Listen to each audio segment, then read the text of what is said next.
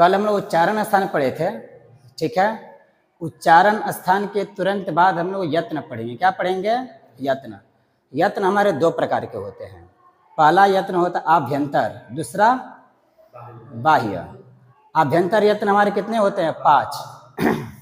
कौन कौन से? स्पृष्ट, ईषत् स्पृष्ट, ईषद विवृत, विवृत और संवृत।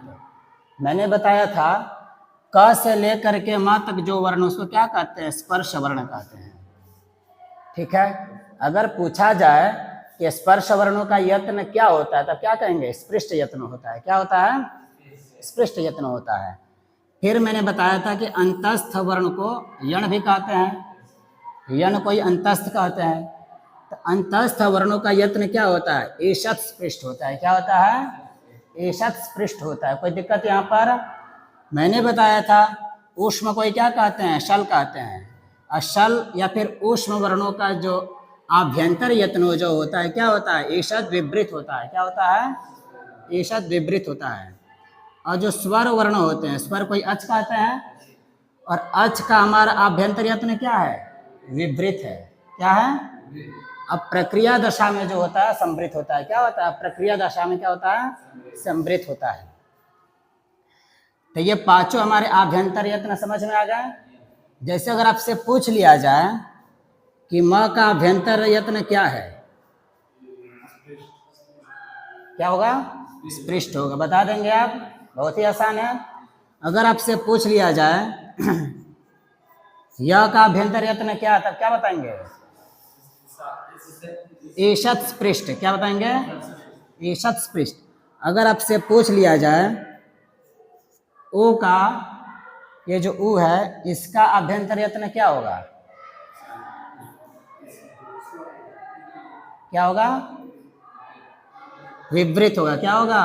विवृत, क्योंकि स्वर के अंतर्गत ऊ आता है, ठीक है। अगर आपसे पूछ लिया जाए कि ह का अभ्यंतर यत्न क्या, क्या बताएंगे? ईषद विवृत। क्या होगा? ईषद विवृत। तो ये हमारे आभ्यंतर यत्न होते हैं। आभ्यंतर यत्न कितने होते हैं? 5 प्रकार के होते हैं। स्पृष्ट, ईषद स्पृष्ट, ईषद विवृत, विवृत और संवृत। इसको समझने में कोई दिक्कत? अब आते हैं बाह्य। बाह्य जो हमारे यत्न होते हैं वो 11 होते हैं। कितने होते हैं? बाह्य प्रयत्न त्वेकादशधा, अर्थात बाह्य प्रयत्न जो होते हैं त्वेकादशधा, अर्थात 11 होते हैं। कितने होते हैं? 11 होते हैं। समझ में आ रहा है इतना? बाह्य हमारे यत्न होते हैं कितने होते हैं? 11 होते हैं। जैसे में देखिए कौन कौन सा होता है, ठीक है। खरो विवारा श्वासा अघोषाश्च। जैसे विवार, श्वास, अघोषाश्च।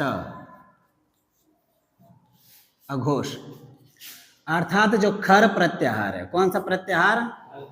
खर प्रत्याहार बनाना सिखाया हूं।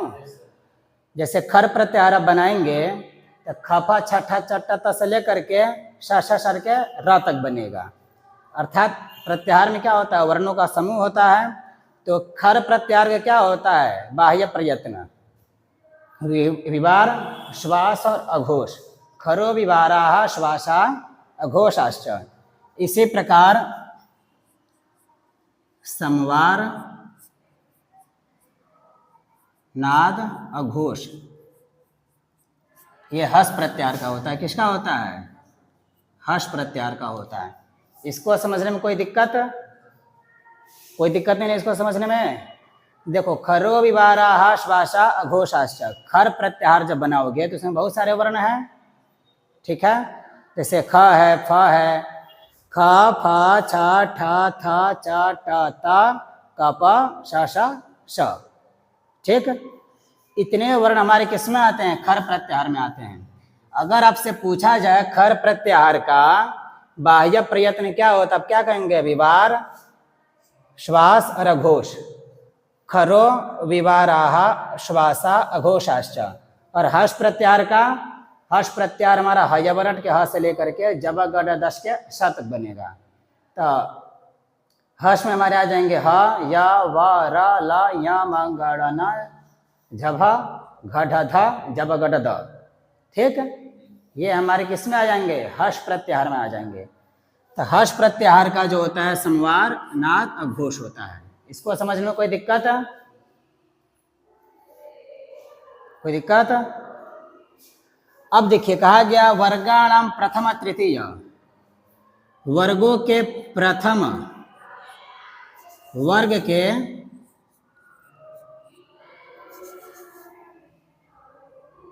यहां पर हमको समझना अल्प प्राण। क्या समझना है? अल्प प्राण। अल्प प्राण जो होता है, अल्प प्राण वहां पर होगा जहां वर्ग के प्रथम वर्ण हो, वर्ग का तृतीय वर्ण हो और वर्ग का पंचम वर्ण जहां पर होगा उसका क्या हो जाता है? अल्प प्राण हो जाता है। जैसे में देखिए, जैसे मान लीजिए ये कवर्ग है ना, क्या ये कवर्ग, कवर्ग में 5 वर्ण है। कवर्ग में कितने वर्ण है? 5। पहला वर्ण कौन सा है? क। दूसरा वर्ण ख, तीसरा वर्ण ग, और चौथा वर्ण घ, और पांचवा वर्ण अंग। नियम क्या है कि वर्ग के जो प्रथम वर्ण होंगे या फिर जो तृतीय वर्ण होंगे या फिर जो पांचवे वर्ण होंगे वो हमारे क्या हो जाएंगे? अल्प प्राण हो जाएंगे। इसका प्रथम वर्ण कौन सा इसमें वर्ग का? क है, तो क हमारे क्या अल्प प्राण है। इसमें क्या है? ग है तीसरा वर्ण, तो ग हमारा क्या हो जाएगा? अल्प प्राण हो जाएगा। और अंग अर्थात पांचवा वर्ण भी क्या हमारा? अल्प प्राण होता है। यही हमारे वर्ग है। ये हमारे क्या है? 5 वर्ग हमारे हैं। तो सभी वर्गों में देखना है। तो अल्प प्राण आपको समझ में आ गया? अल्प प्राण समझने में कोई दिक्कत? कोई दिक्कत नहीं। अब इसके बाद है महाप्राण वर्ण। कौन सा वर्ण है? महाप्राण वर्ण। महाप्राण भी समझ लीजिए। महाप्राण वर्ण में क्या होता है? वर्गाणाम द्वितीय, दूसरा वर्ण, और चतुर्थ वर्ण। दूसरा जो चौथा वर्ण जो होता है वही महाप्राण वर्ण होता है। जैसे में देखो यहाँ पर क्या बच गया? ख हमारा दूसरा वर्ण है और घ हमारा क्या है? चौथा वर्ण है। तो ये हमारा क्या हो जाएगा? महाप्राण वर्ण हो जाएगा। कोई दिक्कत यहाँ पर समझने में? वर्गाणाम प्रथम तृतीय पंचम यड़श्च अल्प प्राणाः, वर्गाणाम द्वितीय चतुर्थ उशलश्च महाप्राणाः। देखो अल्प प्राण तो ये होता ही है, क, ग और अंग, मतलब प्रथम तृतीय पंचम वर्ण तो हो ही रहा है। साथ साथ में यण प्रत्याहार भी होता है। कौन सा होता है? यण प्रत्याहार। यण प्रत्याहार में कितने वर्ण हैं? 4, य, व, र और ल। इनका भी क्या होता है? अल्प प्राण होता है। क्या होता है? अल्प प्राण होता है।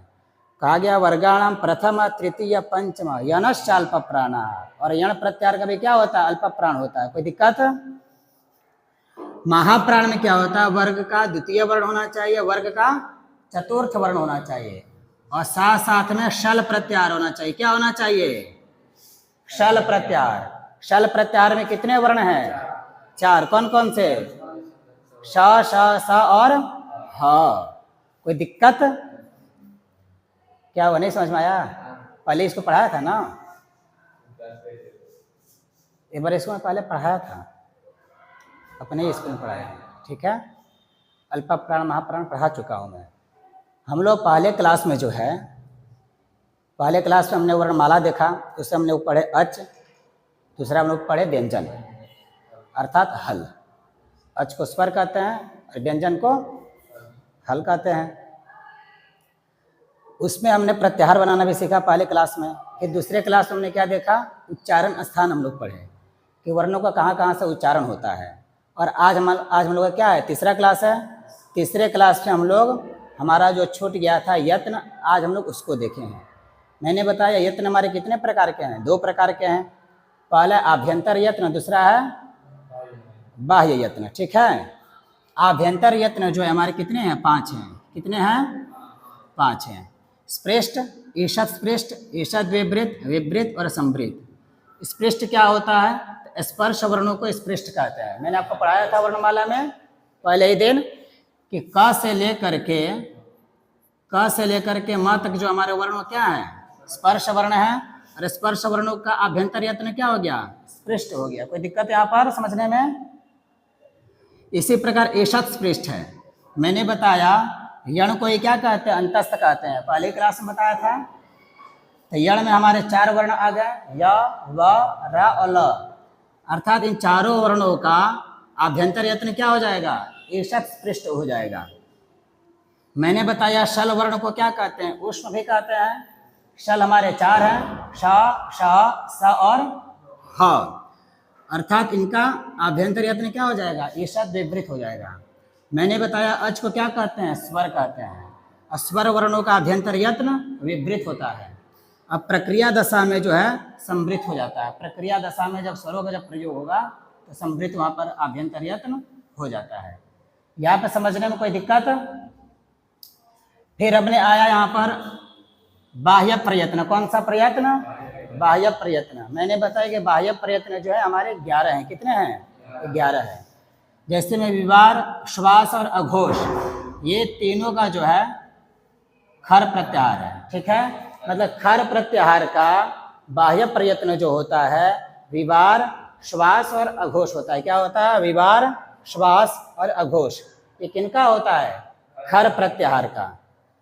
इसी प्रकार हाश प्रत्याहार का जो बाह्य प्रयत्न होता है संवार, नाद और घोष होता है। इसी प्रकार हम लोग देखें कि वर्ग के जो प्रथम वर्ण है, वर्ग के जो तृतीय वर्ण है, वर्ग के जो पंचम वर्ण है, और यण जो प्रत्याहार है, यण प्रत्याहार में 4 वर्ण य, व, र, ल, उनका अल्प प्राण होता है। क्या होता है, अल्प प्राण। फिर हमने बताया वर्ग के जो द्वितीय वर्ण है, वर्ग का जो चतुर्थ वर्ण है, और साथ साथ में जो शल प्रत्याहार है, इनका महाप्राण वर्ण, इनका महाप्राण होता है। ठीक है, कोई दिक्कत यहाँ समझने में? तो देखिए 3 6 और 2 8 हुए। हमारे बाह्य प्रयत्न कितने होते हैं, 11 होते हैं। और हमारे जो 3 बच्चे हैं, देखिए उदात्त होता है, अनुदात्त होता है और स्वरित होता है। ठीक है, ये भी हमारे बाह्य प्रयत्न होते हैं। इस प्रकार के हमारे बाह्य प्रयत्न कितने हो गए, 11 हो गए। कितने हो गए, 11 हो गए। तो यही तक था हमारा वर्णों का खेल। अब इस संज्ञा प्रकरण में लघु सिद्धांत कौमुदी के माध्यम से हम लोग इसको पढ़ रहे हैं। लघु सिद्धांत कौमुदी का जो प्रथम जो चैप्टर है उसका नाम है संज्ञा प्रकरण।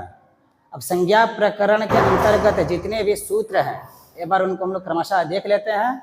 तो देखिए संज्ञा प्रकरण के हमारे प्रमुख जो सूत्र हैं आपके सामने मैं लिख चुका हूँ। अब इसको एक एक करके हम लोग समझ लेते हैं। देखिए पहला जो सूत्र है क्या, हलंत्यम है। क्या है, हलंत्यम है। हमने 14 सूत्र हम लोग शुरू में पढ़े थे, महेश्वर सूत्र। मैंने आपको प्रत्याहार बनाना सिखाया था। प्रत्याहार हम लोग बनाए थे। देखिए जैसे में मान लीजिए अच हम लोग प्रत्याहार बना रहे थे ना, अ ए उण, यहाँ से लेकर के कहाँ तक बना था, ऐ औस तक बना था ना। रील रेक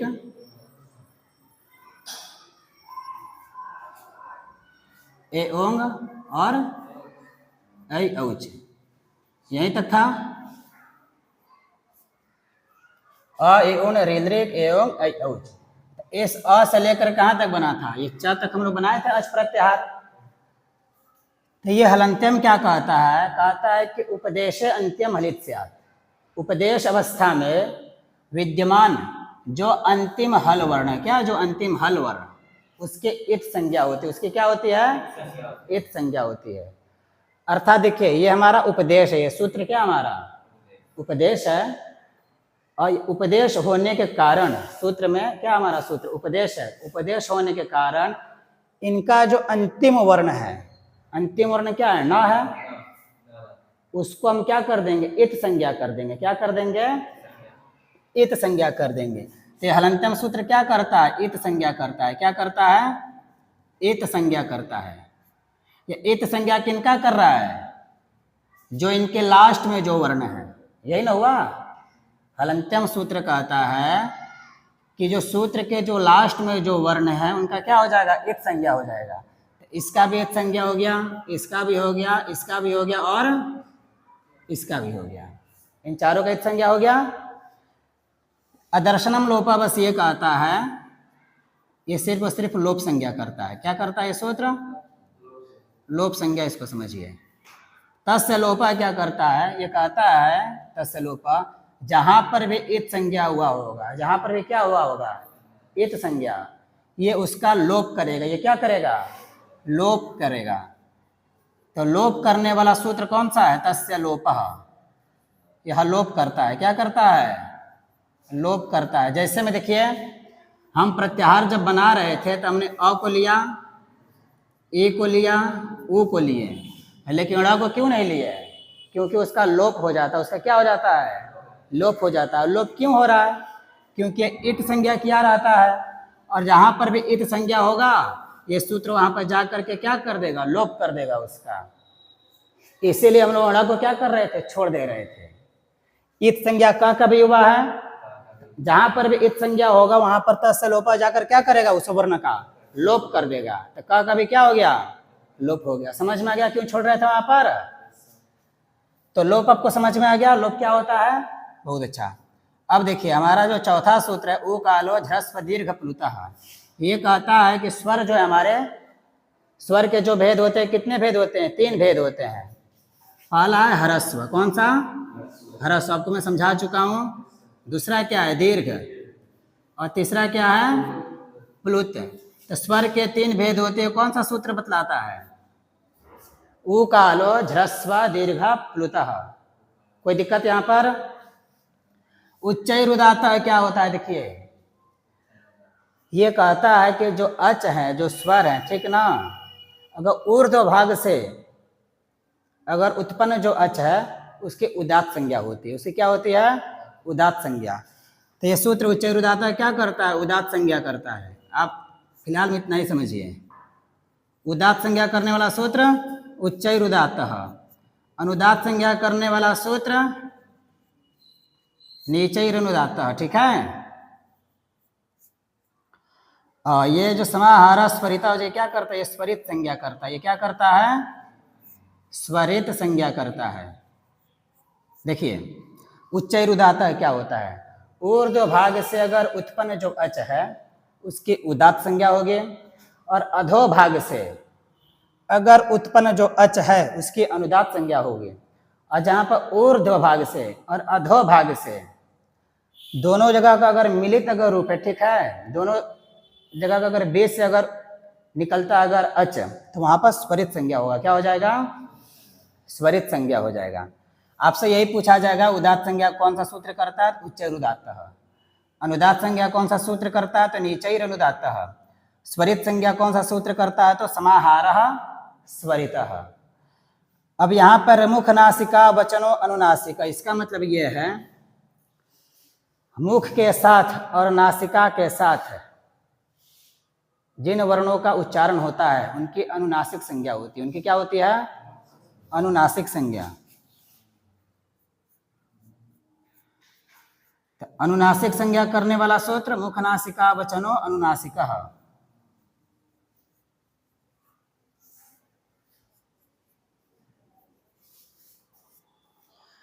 तुल्यास प्रयत्नम सवर्णम क्या होता है? कहता है तालवादिस्थानमाभ्यंतर प्रयत्नश्चेत्येत तद्भुजम यस्येन तुल्यम तन्मिथः सवर्ण संज्ञम स्यात्। मतलब तालवादिस्थान और आभ्यंतर यत्न, जिन तालवादिस्थानमाभ्यंतर प्रयत्न, तालवादिस्थान अर्थात तालु आदि स्थानों से जिन वर्णों का उच्चारण होता है, और आभ्यंतर यत्न जिन वर्णों का अगर एक हो जाएगा तो उनकी आपस में क्या हो जाएगी? सवर्ण संज्ञा हो जाएगी। क्या हो जाएगी? सवर्ण संज्ञा हो जाएगी। तुल्यास प्रयत्नम सवर्णम क्या करता है? सवर्ण संज्ञा करता है। क्या करता है ये सूत्र? सवर्ण संज्ञा करता है। कोई दिक्कत इसको समझने में? फिलहाल में आपको यही समझना है, ठीक है। परासन्निकर्षा संहिता क्या होता है? ये कहता है वर्णों की अत्यंत समीपता के संहिता संज्ञा होती है। वर्णों की क्या होती है? अत्यंत समीपता के संहिता संज्ञा होती है। परासन्निकर्ष क्या करता है? संहिता संज्ञा करता है। क्या करता है? संहिता संज्ञा। अगर वर्ण अगर बहुत पास पास में हो जाएंगे, ठीक है, तो वहां पे संहिता संज्ञा हो जाएगा। क्या हो जाएगा? संहिता संज्ञा। कुछ हमारे सूत्र छूट गए हैं, उनको मैं यहाँ पे लिख देता हूँ, जिसमें हमारा है हलो अनंतरा संयोग। हलो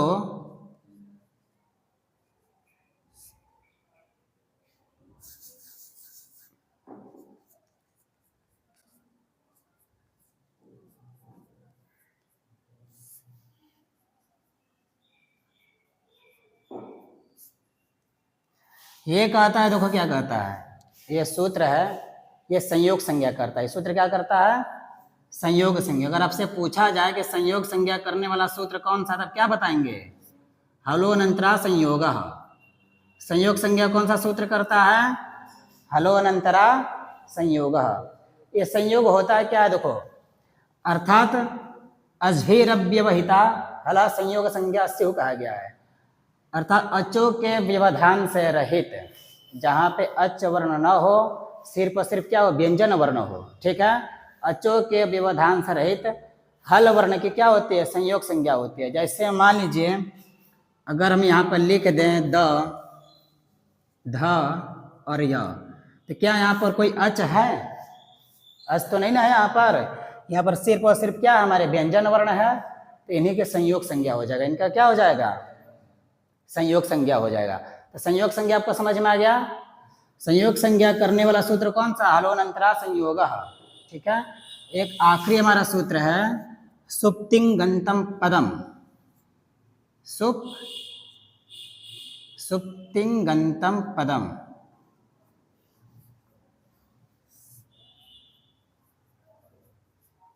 ये पद संज्ञा करता है। क्या करता है? पद संज्ञा।